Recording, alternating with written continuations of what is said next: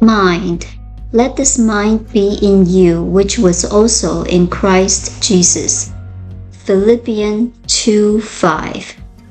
This scriptural passage means that we should recognize the divine incarnation, universal in essence, but individualized in personal experience.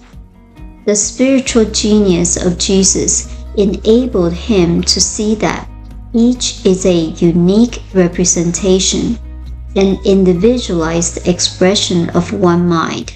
The mind of God in us is the mind of Christ.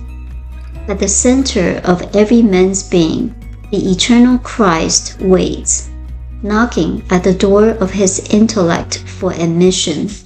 This is not a far-away presence, nor a future advent.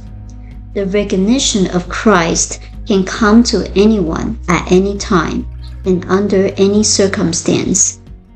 The consciousness that walked over the troubled waters of human experience, the inner calm that stilled the tempest, is accessible to everyone. I know that the Christ in me is always triumphant. I know that Christ in me is one with God.